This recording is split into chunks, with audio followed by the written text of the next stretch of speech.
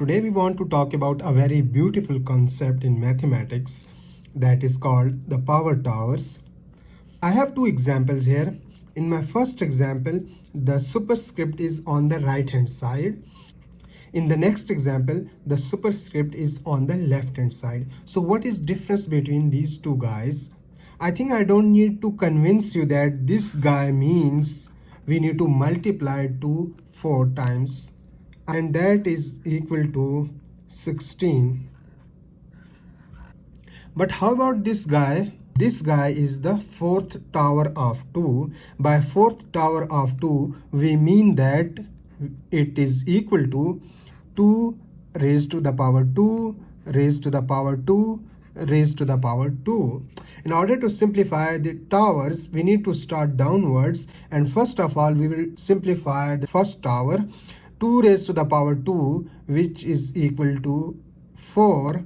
Therefore we will have, and now we have this guy 2 raised to the power 4, and we know that 2 raised to the power 4 is equal to 16.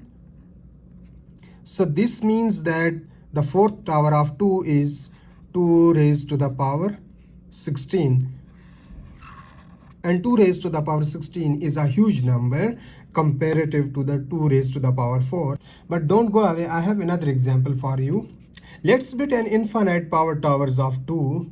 So by an infinite towers of 2, we mean we have this sequence where the first term is 2 itself, the second term is the second tower of 2, the third term is the third tower of 2, the fourth term is the fourth tower of 2, and continue like this.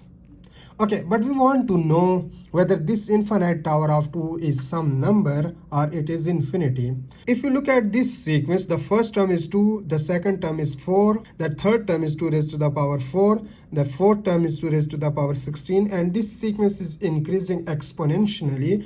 And I think I don't need to convince you that the infinite tower of 2 will be equal to infinity. Okay, but let's start with a slightly smaller number. Instead of 2, let me build an infinite tower of square root of 2. This is a very interesting example, okay? So we want to know whether, unlike to the infinite tower of 2, if this infinite tower approaches to some number or not. That is our goal. But first let's look at these terms of the sequence.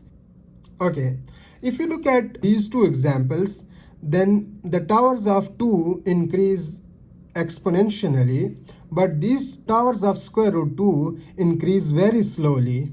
And you can see here all these towers are less than or equal to 2. So one could guess that this infinite tower of square root 2 is in fact approaching to 2. And this proof is very simple. We have assumed that the infinite tower of this number x is equal to 2. Then if you look at this infinite tower, then what is this guy? If you just forget one tower, 1x, then what is this guy? This is again an infinite power towers of x, so that will be again equal to 2. This is the only trick. If you understand this, then the rest of the steps are so easy. Okay, then on the left hand side I have x raised to the power 2, and on the right hand side I have 2. So we will get x is equal to plus minus square root of 2. But the towers are defined for positive numbers, therefore x is equal to square root of 2. So what we have proved is the following. The meaning of this notation is that if we have a sequence of power towers of square root 2, the first term is the first tower, second term is the second tower of square root 2, and so on, then this sequence of power towers of square root 2 will approach to this number 2. In other words, 2 is the limit of this sequence.